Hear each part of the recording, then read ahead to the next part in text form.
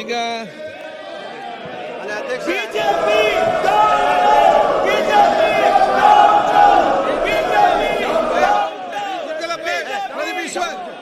ಏನಿಲ್ಲ ಚುನಾವಣಾ ಪ್ರಚಾರ ಸಭೆ ಇಲ್ಲಿ ಕೂತ್ಕೊಂಡು ಅಧ್ಯಕ್ಷ ಹೇಳಿ ಅವ್ರಿಗೆ ದಯವಿಟ್ಟು ಒಂದು ನಿಮಿಷ ಸಮಯ ಕೊಡಿ.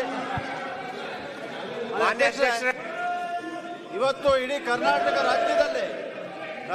ರಾಜ್ಯದಲ್ಲಿ ನಾವು ಪ್ರವಾಹವನ್ನ ನೋಡ್ತಾ ಇದ್ದೀವಿ, ಹೆಚ್ಚು ಮಳೆಯನ್ನ ನೋಡ್ತಾ ಇದ್ದೀವಿ. ಮನೆ ಒಳಗಡೆ ನೀರು ನುಗ್ಗಿದೆ, ಇವತ್ತು ಮನೆ ಕುಸಿತಾ ಇದೆ, ರಸ್ತೆಗಳು ಕುಸಿತಾ ಇದೆ, ವಿದ್ಯುತ್ ಸಂಪರ್ಕ ಇಲ್ಲ. ಇದರ ಬಗ್ಗೆ ಚರ್ಚೆ ಮಾಡ್ಲಿಕ್ಕೆ ಇರುವಂತ ಅಧಿವೇಶನ ಇವ್ರು ನಡ್ಸಕ್ಕೆ ಬಿಡ್ತಾ ಇಲ್ಲ ಅಂತ ಹೇಳಿದ್ರೆ ಅರ್ಥ ಏನು? ನಾವು ಇವತ್ತು ರೂಲ್ 16 ಅಲ್ಲಿ ಮೋಷನ್ ನಮೂದು ಮಾಡಿದ್ದೇವೆ. ದಯವಿಟ್ಟು ಅವಕಾಶವನ್ನು ಮಾಡಿಕೊಡಿ, ಮಾತಾಡ್ಲಿಕ್ಕೆ ಇದ್ರ ವಿಚಾರದಲ್ಲಿ ಕರ್ನಾಟಕ ಜನತೆ ನೋಡ್ತಾ ಇದೆ. ಈಗ ಜನ ಸತ್ತಿದ್ದಾರೆ, ತಮ್ಮ ನಿಲುವಳಿ ಸೂಚನೆ ನೋಡಿದ್ದೇನೆ. ಇವತ್ತು ಮೃತಪಟ್ಟಿದ್ದಾರೆ ಮಳೆಯಿಂದ. ಈಗ 16 ನನಗೆ ತಗೊಳ್ಳಿಕ್ಕೆ ಆಗುದಿಲ್ಲ. 16 ನಾನು ಅದು ರಿಜೆಕ್ಟ್ ಮಾಡಿದ್ದೇನೆ. 16 ನಲ್ಲಿ ಬೇಗ ಚರ್ಚೆ ನೀವು ಅದು ಕಂಟಿನ್ಯೂ ಮಾಡಿ. ಮಾನ್ಯ ಅಧ್ಯಕ್ಷರೇ, ಅವಕಾಶವನ್ನು ಮಾಡಿಕೊಡಿ. ಇವತ್ತು ಈ ಅಧಿವೇಶನ ಇರೋದೇ ಇದಕ್ಕೋಸ್ಕರ. ಈ ಮಾನ್ಸೂನ್ ಸೆಷನ್ ಅಂತ ನಾವು ಕರೆಯೋದೆ ಮಳೆಯ ವಿಚಾರವಾಗಿ ಚರ್ಚೆ ಮಾಡ್ಲಿಕ್ಕೋಸ್ಕರ, ಜನರ ಸಮಸ್ಯೆಗಳ ಚರ್ಚೆ ಮಾಡ್ಲಿಕ್ಕೆ. ಹೋಗ್ಲಿಕ್ಕೆ ರಸ್ತೆ ಇಲ್ಲ, ಇರುವಂತ ಮನೆ ಕುಸಿತಾ ಇದೆ, ವಿದ್ಯುತ್ ಶಕ್ತಿ ಇಲ್ಲ, ಜನ ಯಾವ ರೀತಿ ಬದುಕಬೇಕು ಅದ್ರ ಬಗ್ಗೆ ಚಿಂತೆ ಇಲ್ಲ ಇವ್ರಿಗೆ. ಬೀದಿನಲ್ಲಿ ಇಟ್ಕೊಂಡು ಸದನದಲ್ಲಿ ಈ ತರ ಮಾಡ್ತಾ ಇದ್ದಾರೆ. ದಯವಿಟ್ಟು ಚರ್ಚೆ ಮಾಡ್ಲಿಕ್ಕೆ ಅವಕಾಶವನ್ನು ಮಾಡಿಕೊಡಿ. ಬಹಳ ಮುಖ್ಯವಾದಂತ ವಿಚಾರ ಇದು. ಕರ್ನಾಟಕದ ಜನತೆ ಯಾವ ತರ ಪರಿಹಾರವನ್ನು ಕೊಡ್ತೀವಿ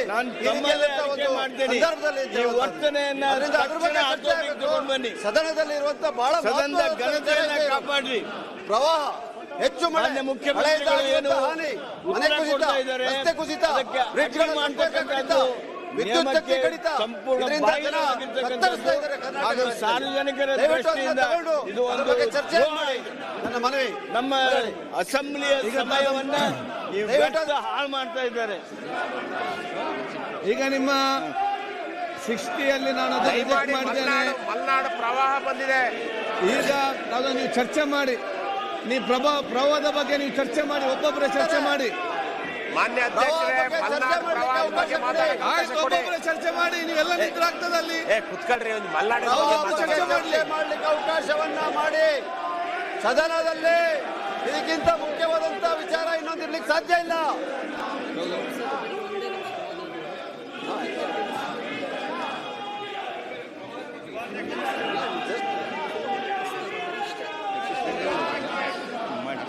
ಆಮೇಲೆ ಎಲೆಕ್ಷನ್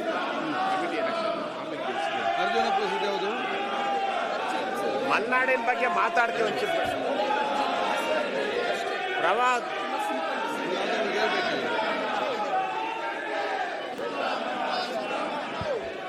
ಈಗ ನೋಡಿ, ನೀವು ಇಲ್ಲಿ ನಿಂತು ಈ ರೀತಿಯ ವರ್ತನೆ ಅದು ಕೂಡ ಸರಿಯಲ್ಲ. ನೀವು ಅಲ್ಲಿ ಕೂಡ ನಿಂತು ನೀವು ಅಲ್ಲಿ ಬೊಬ್ಬೆ ಹಾಕ್ಬೇಡಿ. ಅತಿವೃಷ್ಟಿ ಅನಾವೃಷ್ಟಿ ಯಾರ್ದು ಒಬ್ಬರು ಮಾತಾಡಿ. ಯಾರು ನೀವೆಲ್ಲ ನಿಂತ್ರೆ ಏನು ಮಾತಾಡ್ಲಿಕ್ಕೆ ಆಗ್ತದೆ? ಯಾರಾದ್ರೂ ಒಬ್ಬರು ಅದನ್ನು ಮಾತಾಡಿ. ನೀವೆಲ್ಲರೂ ಆ ರೀತಿ ಬೊಬ್ಬೆ ಏನಾಗುದಿಲ್ಲ ಅಲ್ಲಿ.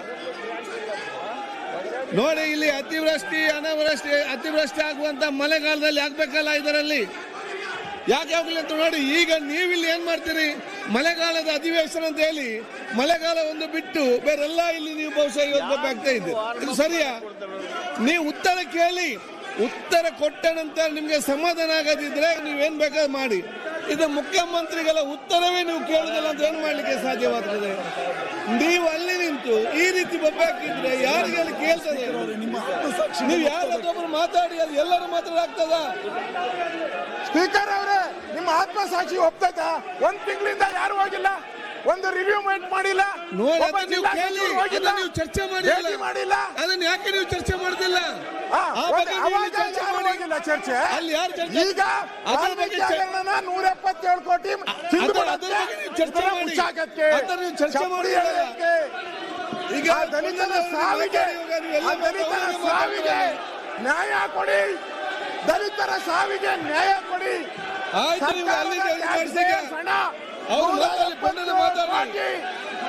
ಟ್ಯಾಕ್ಸ್ ಕೊಡಿ. ಮಾತಾಡ್ಲಿಕ್ಕೆ 170 ಕೋಟಿ ಲೂಟಿ ಮಾಡಿದ್ದಾರೆ. ಬೆಲೆ ಕೊಡಿ. 1 ತಿಂಗಳಿಂದ ಮಳೆ ಬರ್ತಾ ಇದೆ, ಒಬ್ರು ಹೋಗೇ ಇಲ್ಲ, ಒಬ್ಬ ಜಿಲ್ಲಾ ಮಂತ್ರಿ ಹೋಗಿಲ್ಲ. ರೆವಿನ್ಯೂ ಮಂತ್ರಿ ರುದ್ರಪ್ಪ review ಮನಪ ಮಾಡಿಲ್ಲ. ಲಂಬಾಣಿ ಅವರು ನಮ್ಮ ಉಪಸಭಾಧ್ಯಕ್ಷರು ಈ ಹಗರಣ ಅರ್ಜಿಗಳನ್ನು ಒಪ್ಪಿಸುವುದು ಮುಚ್ಚಾಕಕ್ಕೆ ಮಾಡ್ತಾ ಇರೋ ಹುನ್ನಾರ, ನನ್ನ ಹೆಸರು ದ್ರೋಹ ಮಾಡ್ತಾ ಇದ್ದೀರಾ ದಲಿತರಿಗೆ.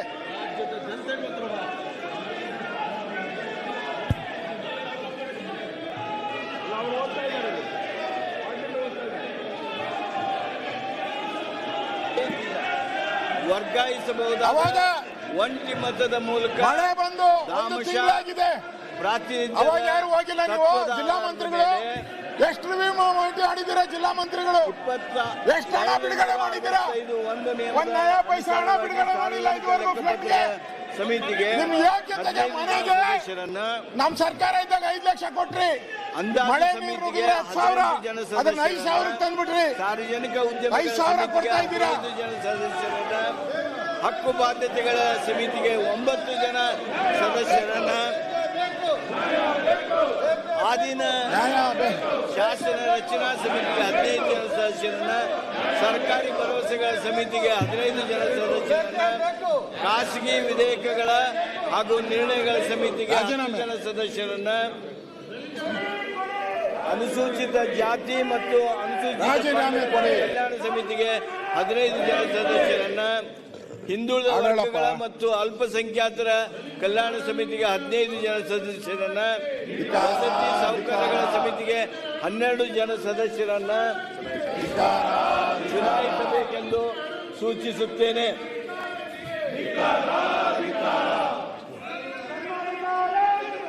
ಕರ್ನಾಟಕ ರಾಜ್ಯದಲ್ಲಿ ವಿಧಾನಸಭೆಯ ವಿವಿಧ ಸ್ಥಾಯಿ ಸಮಿತಿಗಳಿಗೆ ದಲಿತರ ಮಾನ್ಯ ಸದಸ್ಯರುಗಳನ್ನು ಚುನಾಯಿಸಲು ಚುನಾವಣಾ ಪ್ರಸ್ತಾವವನ್ನು ಮಾನ್ಯ ಕಾನೂನು ಸಂಸದೀಯ ವ್ಯವಹಾರಗಳ ಮತ್ತು ಶಾಸನ ಸಭೆ ಪ್ರವಾಸ ಸಚಿವರು ಮಂಡಿಸುವುದು.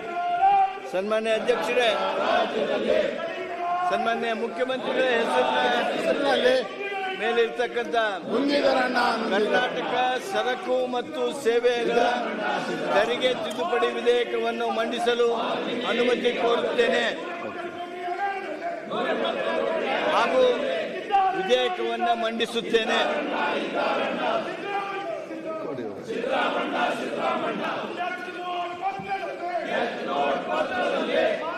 ಪ್ರಸ್ತಾವನೆಯನ್ನು ಮಂಡಿಸಲಾಯಿತು. ಈಗ ಪ್ರಸ್ತಾವನೆಯನ್ನು ಸಭೆ ಮತಕ್ಕೆ ಹಾಕುತ್ತೇನೆ. ಹೌದು, ದಯವಿಟ್ಟು ಬಿಲ್ಲನ್ನು ಮಂಡಿಸಿದ್ದೇನೆ, ಸ್ವಲ್ಪ ಕೇಳಿ. ಎಲ್ಲ ಸದಸ್ಯರು ಮಹತ್ವದ ಬಿಲ್ ಮಂಡನೆ ಆಗ್ತಾ ಇದ್ದಾರೆ, ದಯವಿಟ್ಟು ಸ್ವಲ್ಪ ಕೇಳಿ.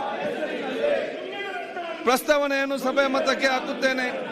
ಪ್ರಸ್ತಾವನೆ ಹೀಗಿದೆ: 2024 ಸಾಲಿನ ಕರ್ನಾಟಕ ಸರಕು ಮತ್ತು ಸೇವೆಗಳ ತೆರಿಗೆ ತಿದ್ದುಪಡಿ ವಿಧೇಯಕವನ್ನು ಮಂಡಿಸಲು ಸಭೆಯು ಅನುಮತಿ ನೀಡಬೇಕು.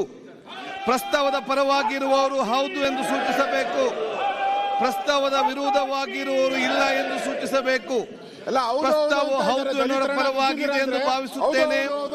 ಪ್ರಸ್ತಾವವು ಹೌದು ಎನ್ನುವ ಪರವಾಗಿದೆ. ಪ್ರಸ್ತಾವವು ಅಂಗೀಕೃತವಾಗಿದೆ. ಮಾನ್ಯ ಮುಖ್ಯಮಂತ್ರಿಗಳೀಗ ವಿಧೇಯಕವನ್ನು ಮಂಡಿಸಬೇಕು. ದಲಿತರನ್ನ ನುಂಗಿದ್ರ, ಮುಖ್ಯಮಂತ್ರಿಗಳ ಪರವಾಗಿ ದಲಿತರನ್ನ ನುಂಗಿದ್ರ, ಮಂಡಿಸುತ್ತಿದ್ದೇನೆ. ವಿಧೇಯಕವನ್ನು ಮಂಡಿಸಲಾಗಿದೆ. ಸನ್ಮಾನ್ಯ ಅಧ್ಯಕ್ಷರೇ, 2024ನೇ ಸಾಲಿನ ಕರ್ನಾಟಕ ಇಂಪಾರ್ಟೆಂಟ್ ಬಿಲ್ ಸಬ್ಮಿಟ್, ಸ್ವಲ್ಪ ಕೇಳಿ. ಇಂಪಾರ್ಟೆಂಟ್ ಬಿಲ್ ಇದೆ, ಸ್ವಲ್ಪ ಕೇಳಿ. 2024ನೇ ಸಾಲಿನ ಕರ್ನಾಟಕ ವಿಧಾನಮಂಡಲ ಅನರ್ಹತಾ ನಿವಾರಣಾ 2ನೇ ತಿದ್ದುಪಡಿ ವಿಧೇಯಕವನ್ನು ಮಂಡಿಸಲು ಅನುಮತಿ ಕೋರುತ್ತೇನೆ. ಪ್ರಸ್ತಾವನೆ ಮಂಡಿಸಲಾಯಿತು. ಈಗ ಪ್ರಸ್ತಾವನೆಯನ್ನು ಸಭೆ ಮತಕ್ಕೆ ಹಾಕುತ್ತೇನೆ. ಪ್ರಸ್ತಾವನೆ ಹೀಗಿದೆ: 2024 ಸಾಲಿನ ಕರ್ನಾಟಕ ವಿಧಾನಮಂಡಲ ಅನರ್ಹತಾ ನಿವಾರಣೆ 2ನೇ ತಿದ್ದುಪಡಿ ವಿಧೇಯಕವನ್ನು ಮಂಡಿಸಲು ಸಭೆಯು ಅನುಮತಿ ನೀಡಬೇಕು. ಪ್ರಸ್ತಾವದ ಪರವಾಗಿರುವವರು ಹೌದು ಎಂದು ಸೂಚಿಸಬೇಕು. ಪ್ರಸ್ತಾವದ ವಿರೋಧವಾಗಿರುವವರು ಇಲ್ಲ ಎಂದು ಸೂಚಿಸಬೇಕು. ಪ್ರಸ್ತಾವವು ಹೌದು ಎನ್ನುವ ಪರವಾಗಿದೆ ಎಂದು ಭಾವಿಸುತ್ತೇನೆ. ಪ್ರಸ್ತಾವವು ಹೌದು ಎನ್ನುವ ಪರವಾಗಿದೆ. ಪ್ರಸ್ತಾವವು ಅಂಗೀಕೃತವಾಗಿದೆ. ಮಾನ್ಯ ಸಚಿವರು ಈಗ ವಿಧೇಯಕವನ್ನು ಮಂಡಿಸಬೇಕು. 7 ಕೋಟಿ ಭ್ರಷ್ಟಾಚಾರ. ಮಾನ್ಯ ಅಧ್ಯಕ್ಷರೇ, ವಿಧೇಯಕವನ್ನ ಮಂಡಿಸುತ್ತೇನೆ. ವಿಧೇಯಕವನ್ನು ಮಂಡಿಸಲಾಗಿದೆ.